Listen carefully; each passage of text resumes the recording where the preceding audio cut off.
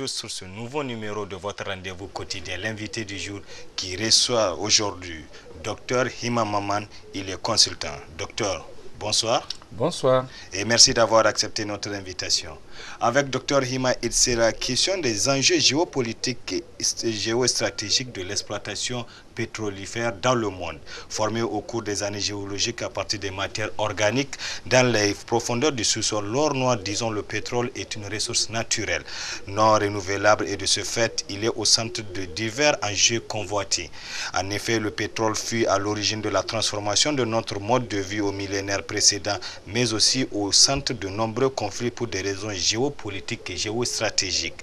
La fin de l'année 2014 et le premier trimestre 2015 se caractérisent par une volatilité et surtout une baisse drastique du cours du pétrole. Nous sommes passés de 100 $ le baril brut à quasiment 50 $ le baril en mars 2015. Au premier vue, certains se frottent les mains, comme notamment les gros importateurs, et d'autre part, par contre, d'autres subissent avec amertume. Il s'agit des pays exportateurs, cette dégringolade du prix du baril. C'est avec ce sujet que nous allons débattre avec Docteur. Docteur, dans un premier temps, alors l'exploitation pétrolifère à travers le monde aujourd'hui, on sait que ça représente beaucoup d'enjeux dans la transformation de notre mode de vie. Alors, dans un premier temps, quelle analyse faites-vous globalement de cette situation? Oui, vous savez, le pétrole, on dit que le pétrole c'est power, c'est l'énergie. Tout à fait. Parce que le pétrole est indispensable vraiment pour notre mode de vie. C'est grâce au pétrole qu'il y a eu d'abord l'industrialisation. C'est grâce au pétrole qu'il y a les moyens de communication. C'est grâce au pétrole aussi qu'il y a de l'énergie. L'énergie notamment domestique pour faire le chauffage, l'électricité. Donc le pétrole intervient pour beaucoup dans l'amélioration de nos conditions de vie. Ce qui fait que ceux qui en ont le veulent impérativement, ceux qui n'en ont pas, ils veulent avoir accès à cette ressource-là. Donc le pétrole, comme on le dit, c'est véritablement une matière première qui doit être source de développement pour les pays qui possèdent du pétrole. Et le pétrole aussi, il faut le rappeler, est non renouvelable, est une ressource non renouvelable. Oui, bien sûr, vous l'avez dit, ça vient des matières organiques qui sont décomposées depuis des millénaires. Il est non renouvelable. Donc, ce qui a caractérisé le XXe siècle, c'est que nous nous sommes comportés en véritables prédateurs de notre sous-sol. C'est-à-dire que la surconsommation en termes de pétrole au XXe siècle, ça n'a rien par rapport aux 20 siècles passés. On se rappelle ce qu'on appelait les 30 glorieuses en Europe, c'est-à-dire les années qui vont des années 60 jusqu'aux années 50 jusqu'aux années 80, où le pétrole a permis de booster l'ensemble de l'économie dans les pays européens. Donc ça a été aussi ce qui a permis l'industrialisation au niveau de tous ces pays. Et on a vu que partout où il y a eu réellement du développement, notamment en matière d'infrastructure, notamment en matière même d'investissement dans les secteurs sociaux de base, ce sont des pays que la nature a gâtés, qui a mis dans leur sous-sol du pétrole. Alors, docteur, pourquoi, à travers cette exploitation de cette ressource naturelle, on constate que de plus en plus, il y a plus de conflits géopolitiques? Qu'est-ce qui explique cela? Ah, mais bien sûr, parce que c'est une denrée qui est indispensable, comme nous l'avons dit, pour tous les pays du monde. À partir de ce moment, d'autres, même ceux qui ont guidé la colonisation à un moment, notamment celle de l'Afrique, c'est que c'est pour faire une même mise sur le pétrole. Aujourd'hui, l'influence de l'Europe et surtout des États-Unis et même l'Union soviétique dans d'autres parties du globe, ça a été aussi pour des ressources pétrolières. C'est-à-dire que ces pays, aujourd'hui, ne peuvent pas se passer du pétrole. Quand on voit la dépendance de leur économie vis-à-vis du pétrole, ils font en sorte qu'ils aient des possibilités d'avoir des fortes actions dans les différentes sociétés, les multinationales qui exploitent le pétrole, et avoir dans les différents pays, en tout cas des dirigeants avec lesquels ils peuvent échanger, si ce n'est pas à la limite des dirigeants qui leur doivent leur propre maintien au pouvoir. Alors, on peut parler aussi de conflits géostratégiques quand on sait que la part du pétrole dans l'énergie mondiale est de 36%. Oui, il est géostratégique. Vous savez, à partir de ce moment où le pétrole, comme vous l'avez dit, représente 36% de l'énergie et qu'à côté, nous avons le charbon pour 24%, le gaz pour 28%, et que nous avons le nucléaire pour 6%, Oui, 6%. et nous avons aussi l'hydroélectrique pour 6%, nous voyons que plus du tiers de nos besoins énergétiques sont couverts par le pétrole. Donc c'est stratégique à plus d'un titre, parce qu'à partir de ce moment, il est clair que nul, aujourd'hui, notre mode de vie fait en sorte que nous ne pouvons pas nous passer du pétrole. Donc à partir de ce moment, les pays feront tout. Ceux qui ont des stratégies, qui développent des stratégies et de la prospective sur 40 ans, 50 ans, voire plusieurs siècles, vont faire en sorte que cette source d'approvisionnement ne leur échappe jamais. On a vu d'autres pays qui représentent vraiment des poids lourds dans ce domaine, comme les pays du Proche-Orient, notamment l'Arabie Saoudite aujourd'hui. Oui, vous savez, le pétrole en tant que tel, nous avons, je dirais, 3 grands pays qui produisent du pétrole au-delà de 10.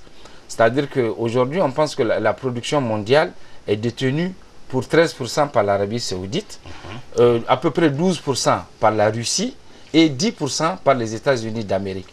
Donc il n'y a que ces 3 pays-là qui se détachent, qui vont autour de plus de 10%. Maintenant, vous avez certains pays qui, au début des années, disons en 2007-2008, étaient autour de 4%, 5%. Je veux parler du Venezuela. Je veux parler aussi des pays comme l'Iran, où il y a eu la fin de la guerre, où l'Iran est devenu fréquentable pour les Occidentaux, notamment les États-Unis et l'Europe, ils sont dans une lutte de positionnement, dans une situation où on veut empêcher à l'Iran d'être une puissance économique sous-régionale. L'Arabie Saoudite n'en veut pas, les Européens n'en veulent pas. Et de l'autre côté, vous avez l'Irak aussi, avec la fin quand même, plus ou moins, en tout cas de la guerre, qui est passée dans des proportions de 3% à l'ordre de 8%. Donc nous avons un ensemble de pays aujourd'hui qui sont de plus en plus présents sur le marché international, au point d'affaiblir ceux qui détenaient de manière traditionnelle des grandes parts de marché. Donc, et l'Arabie Saoudite, par exemple, aujourd'hui, elle ne voit pas forcément d'un bon œil l'introduction ou la réintroduction des pays comme l'Iran et l'Irak et de certains pays comme le Venezuela comme des têtes de pont, donc qui ont aussi à avoir un leadership dans la vente du pétrole. Est-ce que ce sont ces enjeux-là qui expliquent cette hausse et cette chute qu'on connaît fréquemment sur le marché du pétrole? Oui, en partie, ça l'explique. Parce qu'aujourd'hui, on peut être étonné. Vous l'avez dit qu'il y a des gens qui se frottent les mains. Tout à fait, comme des pays comme l'Arabie Saoudite, les États-Unis, il faut le dire, un certain temps, l'Iran et le Venezuela aujourd'hui, qui, à partir du pétrole, a pu bâtir un programme de développement très appréciable que même l'autre pays pouvait imiter. Oui, bien sûr. Donc ces pays-là, ils se sont mis à produire. Donc ça fait beaucoup d'argent, beaucoup de ressources qui leur arrivaient par la vente du pétrole. Mais effectivement, si le prix chute, on peut penser qu'un pays producteur, à première vue, est perdant. Parce que si c'est de 100 $, comme vous l'avez dit, à 50 $ aujourd'hui, en mars 2015, ça veut dire que c'est moitié prix que c'est vendu. Donc un pays exportateur, on peut dire qu'il n'a pas intérêt à vendre. Donc on trouve paradoxal, mais c'est très compréhensible quand on rentre dans la géopolitique, pour voir que l'Arabie Saoudite laisse filer le prix du pétrole. Parce que l'Arabie Saoudite, eux, ils ont d'abord amorti la plupart des investissements. Ils ont du pétrole offshore où le coût de production est de l'ordre de 35 $. 35 $, alors que ailleurs, notamment en Amérique latine, où vous allez dans des pays comme le Venezuela, où vous prenez comme en Russie, où le coût de production va se situer autour de 70 $ le baril. Donc aujourd'hui, eux, ils vendent à perte. S'ils vendent à perte, ça veut dire quoi? Ça veut dire que pourquoi l'Arabie Saoudite laisse filer?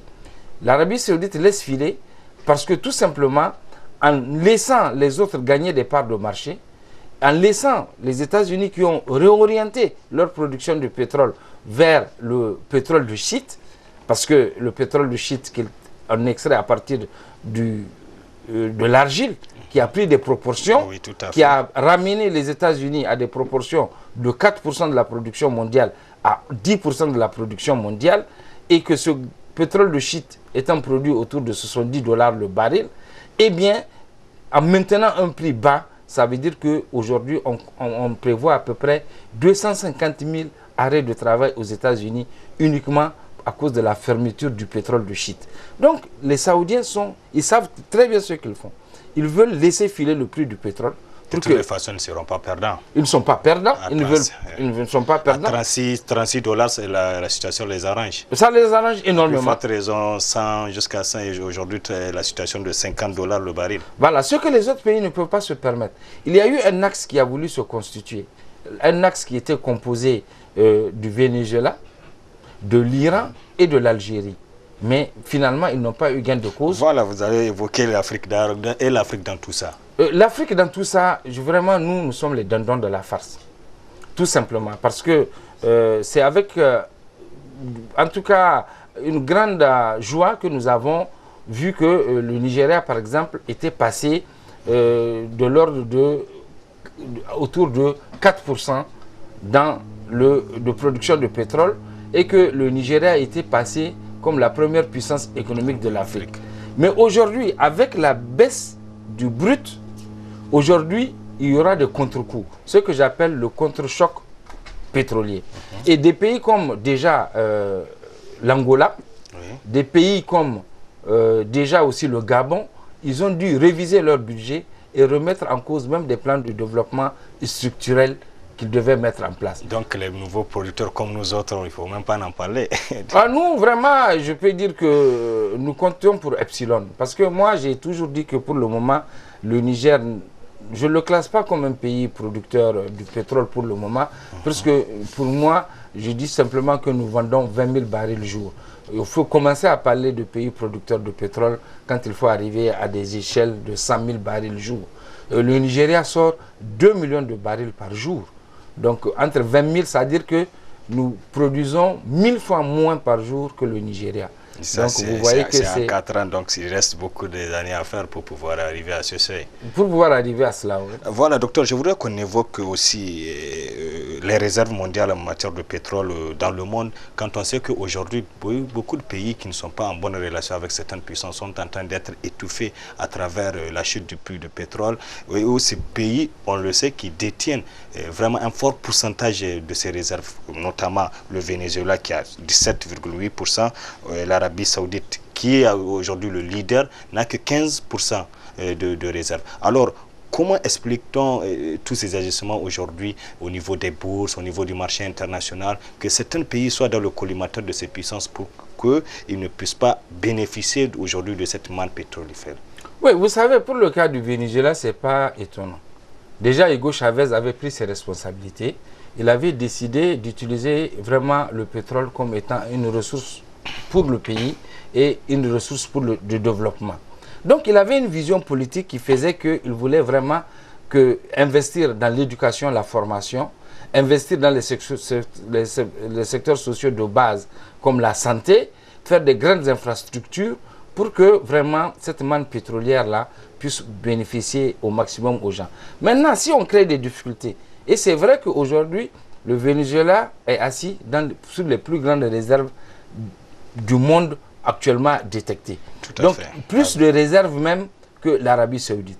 Donc, si on laisse le Venezuela prospérer dans cette dynamique, c'est qu'à terme, sa politique sociale va irriguer dans les autres pays, notamment en Amérique latine, et on risque d'avoir un conflit entre une vision capitaliste du monde qui met l'argent en avant et de l'autre côté, une vision, je dirais en tout cas, beaucoup plus populaire de la gestion de la chose publique qui fait qu'on va faire profiter le maximum des gens des ressources des pays. Et donc, ce qui veut dire que c'est pour éviter un conflit d'idéologie que cela est en train de se produire actuellement. Oui, c'est surtout pour empêcher aujourd'hui cette perception puisque Hugo Chavez avait nationalisé les compagnies pétrolières. Donc aujourd'hui, si la donne politique change là-bas au Venezuela, si aujourd'hui le Venezuela ne réussit plus déjà à avoir certaines ressources financières, ça veut dire que tous les programmes qu'ils ont initiés du temps de Chavez seront remis en cause. Et il est à craindre même des troubles politiques qui vont mettre fin à cette vision, en tout cas de gestion de la chose publique. Alors, parlons toujours de ces réserves, docteur, quand on sait que l'Afrique est confinée dans ce qu'on appelle le reste du monde qui ont les parts de réserve 16,5%. Alors, peut-on dire que, ou bien peut-on imaginer que d'ici quelques années, l'Afrique peut bénéficier aujourd'hui de cette manne pétrolifère pour impacter directement son processus de développement? Oui, nous, je peux dire que nous subissons vraiment de plein coup le contre-coup du choc pétrolier. Parce que, qu'on le veuille ou non, c'est un nouveau choc pétrolier. Pour l'Afrique, c'est dommage, c'est que déjà, pour nous, nous n'utilisons pas le pétrole pour des besoins internes. C'est-à-dire que l'Africain ne consomme pas sa propre énergie. Il était souhaitable que le pétrole africain serve à créer des industries sur place, à augmenter la chaîne des valeurs pour que le maximum de gens puissent profiter de l'exploitation du pétrole. Deuxièmement, l'utiliser aussi pour faire de l'industrialisation, etc. Mais nous, ce n'est pas spécifique au pétrole. Nous nous voyons dans nos ressources, qu'elles soient minérales ou minières, que des espèces sonnantes et trébuchantes, que l'argent ou les ressources que ça peut nous amener. Alors que le pétrole, nous pouvons l'utiliser, tout comme il y a eu la ruée vers l'or aux États-Unis, tout comme il y a eu les 30 glorieuses en Europe, on peut utiliser le pétrole pour amorcer une véritable industrialisation en Afrique. Ça, je pense que c'est la jeunesse qui, en toute responsabilité, peut avoir cette vision pour pouvoir amener quand même nos pays à ce que nous soyons nous-mêmes des consommateurs de matières premières et non exclusivement des exportateurs de matières premières. Alors, docteur, compte tenu du temps qui nous est imparti, qui tire une dernière question, peut-on concevoir une idée sur la durée de cette situation aujourd'hui de baisse drastique du prix du baril du pétrole? Ah, vraiment, les clés sont entre les mains de l'Arabie Saoudite et des États-Unis. C'est eux qui peuvent décider aujourd'hui d'arrêter cette descente aux enfers. Mais autrement, je pense que nous allons continuer malheureusement à assister pour des raisons géopolitiques, pour des raisons stratégiques, à un prix extrêmement bas, en tout cas autour de $50, sinon même plus bas, tant qu'on ne trouvera pas un modus vivendi avec la Russie, l'Iran et le Venezuela. Merci, docteur Hima. Je rappelle que vous êtes consultant et merci d'avoir répondu à notre invitation et espérons vous retrouver prochainement pour encore discuter d'autres sujets d'actualité. Voilà, nous sommes au terme de ce numéro de votre rendez-vous quotidien, l'invité du jour. Merci de l'avoir suivi. Passez de très bons moments en compagnie des programmes de la télé tout simplement. Au revoir.